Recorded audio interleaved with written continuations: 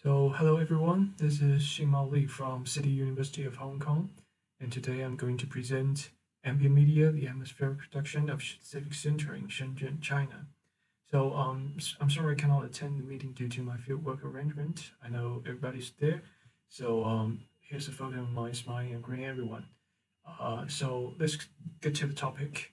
My presentation mainly concerns urban light show as a form of ambient media, staged on media facades of high-rises in the Chinese megacity of Shenzhen. And this project mainly adopts a non-media-centric and non-representational approach to examine the design and experience of the atmospheric production of Shenzhen Civic Center under the influence of ambient media. And this project explores the implications of the ambient power engendered through the coordination between urban space and ambient media on the effective formation of citizenship and nationalism. Let's talk about the concept ambient media first. So, what is ambient media? If we do an etymologic tracing of the word ambient, we could see that it originates from the Latin word ambio, which means to go around, surround, or solicit, and also it has got a sense of cosmological embrace. And in our daily usage of the word ambience, it is kind of synonym for atmosphere. So let's look at the concept of atmosphere. And according to the leading scholar on a leading philosopher on the concept of atmosphere, Gernot from Germany, atmosphere is a diffuse feeling or mood that bears upon one's experience of a given place. It is an environmental constellation of objects and the states of beings of subjects. So ambient media, understood in this sense, would be the kind of media that, in their situated relation with other spatial agents like people, like urban space, like other spatial objects, impinges upon human sensibility and affect, and thereby impinges upon our engaged practices and meaning production in a given place. There are two dimensions that have to be noted in this definition of ambient media. And of course, atmosphere and ambience. One is the spatial dimension, because atmosphere or ambience is inevitably a spatial phenomenon. It is constituted through human practices and also through the historicity of the given place and also through the environmental materiality.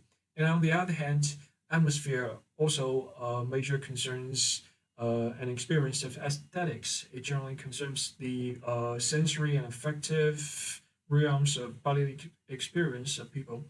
And from this sense, we could say that ambient or atmospheric interpolation is thus made possible, because since Kant, we know that the aesthetic realm of senses, perception, and affects has been considered to constitute the foundation of objective, subjective, and social reality, and therefore the aesthetic realm has become the one which ideologies persistently seek to conquer. Aestheticized ideology operates beyond the visual realm of representation. If we recall Althusser, we know that space is ideologically conceived, while ideologies are enacted, reenacted, and consolidated through specific material apparatuses and spatial practices with which we as people engage bodily in our everyday life. Therefore, we're going to address ambient media atmosphere in this sense requires us to take two different approaches and to combine two different approaches. One is a non-media centric approach, which requires us to address ambient media not as a foregrounded and isolated representation or form of representation, but as a node among spatial relations, among the thrown togetherness of spatial social relations. And on the other hand, we also have to take a non-representational approach to address the aesthetic dimension of atmosphere and ambient media, to explore the sensory and affective practices that underline our meaning making of the world under the influence of atmosphere. This demand would take recourse to Henry Lefebvre's spatial theory and, of course, his rhythm analysis. But due to the time limit, I cannot talk about rhythm analysis here, so I'll generally use Lefebvre's space trial to approach my project. I would look at the atmospheric production through ambient media of Shenzhen Civic Center through the following three realms. One, we all know that Lefebvre he proposed the spaces produced through the interaction between conceived space, which is discourse on space, and perceived space, which means spatial practice, material space, and then lived space, which refers to human experience. So let's look at the first dimension, conceived space. Shenzhen Civic Center, how it is conceived. If we look at the discourses, the government discourse, in the government urban planning documents, we could see that in 1986, in the first urban planning document of the city, it is conceived as future center for financial trade, and featuring land for public building and tourism. And then till 1996, the second planning document, government planning documents, it is stated clearly to be the host of the city center, to be the center for job, transportation, future administration, culture, and business.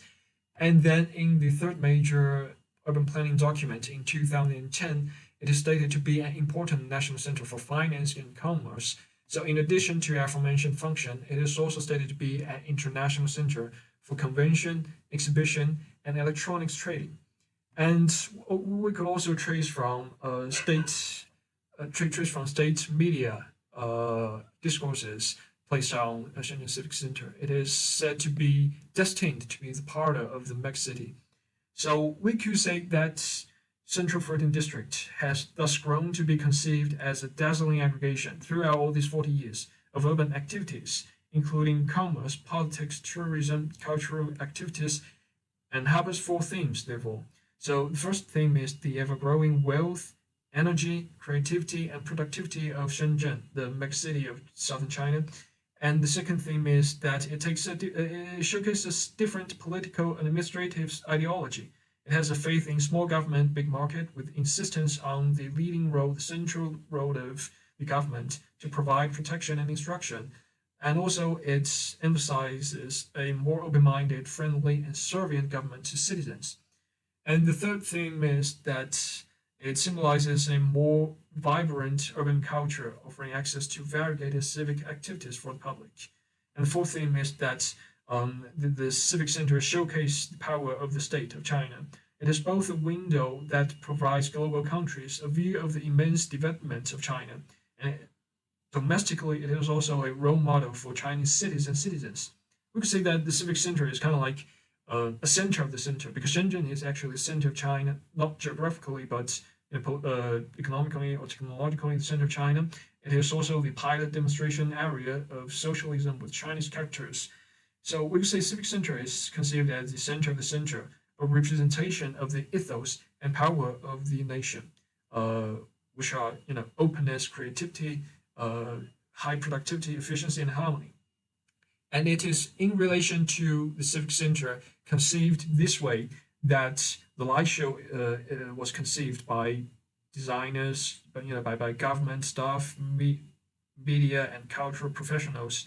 And the light show was actually introduced to Civic Center as a regular cultural event since September 2018.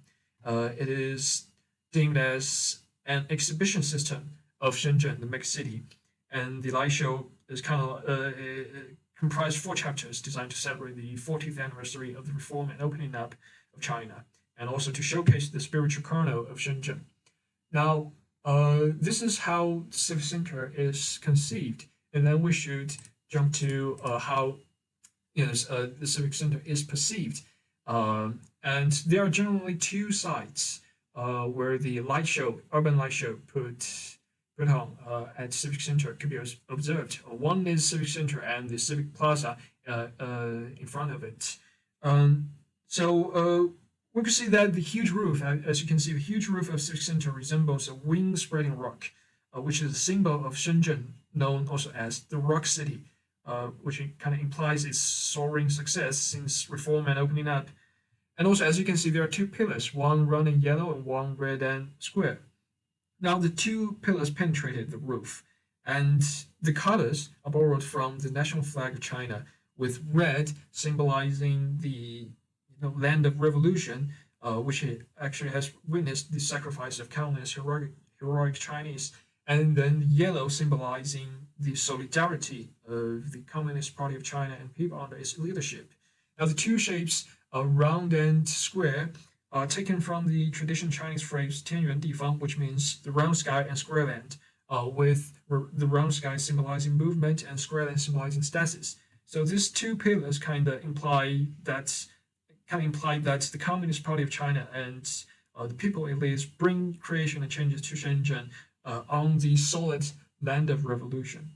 And under the roof, there is a capacious open space with stairs leading down to the Civic Plaza.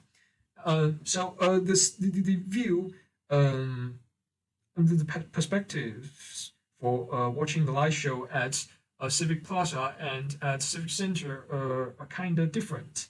Now, the one at Civic Center on this capacious open space is kind of withdrawn, so it could provide a fuller picture of all these buildings, while the one at the Civic Plaza is kind of extends into the center of these surrounding buildings. So the watching experience here at the plaza is more immersive. Now, another site for watching the light show is the podium on top of Lianhua Mountain behind Civic Center. And at the center of the podium, we could see that there is a statue of Deng Xiaoping, who is called the chief designer of reform and opening up. And we could see the statue is in the walking posture and his coat elevated by the breeze and his walking gesture. So this statue kind of implies the slogan, the well-known slogan in China, the spring breeze of reform. And the statue directly faces the Civic Center below. So it is, Civic Center as a symbol of the success of reform and opening up. So the view at the podium, as you can see, is kind of distant and more panoramic, evoking less immersion, but it implies more, stronger political implications. So first, light show seen from this perspective is a tribute to Deng Xiaoping. And second, the success of government leadership is aesthetically amplified in observing the city's prosperity under the statue of the great Chinese leader, hence the enhancement of a sense of belonging and acknowledgement of the current region. And third, spectators share the same perspective and tributes as Deng Xiaoping, so they kind of recognize themselves as part of the collective engineers of the glorious future of the city and nation, and thereby are reproduced in the slideshow as productive force of the country. Now, in terms of the light show, there are 5 chapters actually, 4 main theme chapters and 1 intro chapter. So the light show started as facades of buildings around turned from dark to national flag red. Amplifiers at the plaza played the song "I Love You, China," a phrase also, as you can see, displayed on these high rises. And this kind of set the underlying nationalist tone of the light show. So this is the introductory chapter. And chapter 1 is called "The City of Mountains and Sea." It is a chapter that narrates the history of Shenzhen and development of Shenzhen. It showed images shifting from blue sea, yellow mountains, and moving stars to high rises in different shapes, with a printed scaling line going up and down. Depicting the speedy transformation of Shenzhen from an anonymous fishing village to a modern mega city. And chapter 2 is called "The Window of Reform." It displayed sequences of a fretter pulling to the dock a gold wheeling ox, as you can see here. There's a wheeling ox in gold color, and then changing stock numbers, symbols of the beginning of reform and opening up, and the Shenzhenian spirit of pioneering. And at last, a gold phoenix soaring high into the sky, sublimated into gold beams radiating out, symbolizing the birth and rebirth of Shenzhen. And chapter 3 is called "The City of Creativity." It featured images of worldly known iconic buildings and in developed Western countries, high-speed trains of China, of course, planes, molecular formula, and DNA double helix, as you can see, this DNA double helix, and drones. And all these images highlighted Shenzhen's determination to catch up with other global cities to become an international open metropolis backed by creativity and high tech. And chapter 4 is called "The Environment of Harmony."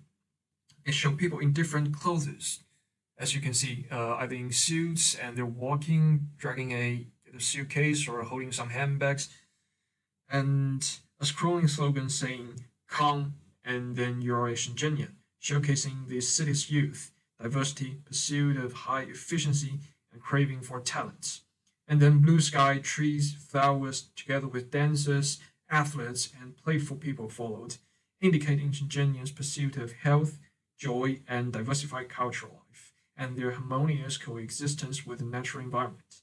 Finally, fireworks soared into the sky and exploded, showing the slogan, Shenzhen welcomes you, kind of depicted a prosperous city of happiness and personal enrichment, as well as openness and invitation to newcomers. So here we come to Civic Center and Light Show as live space. And data for this section mainly comes from news sources like newspaper and news video, and also the interview I conducted with spectators who have watched the light show there. So one major theme of the atmosphere generated there is nationalism, or an atmosphere of pride and joy. And this is achieved first through its sensory bombardment afforded by the light show, which kind of presented the economic and technological success of Shenzhen through an aesthetic way.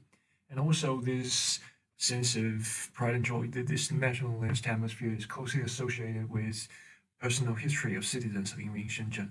For example, some commented on the light show as one flourishing moment of Shenzhen's development throughout their living in the city.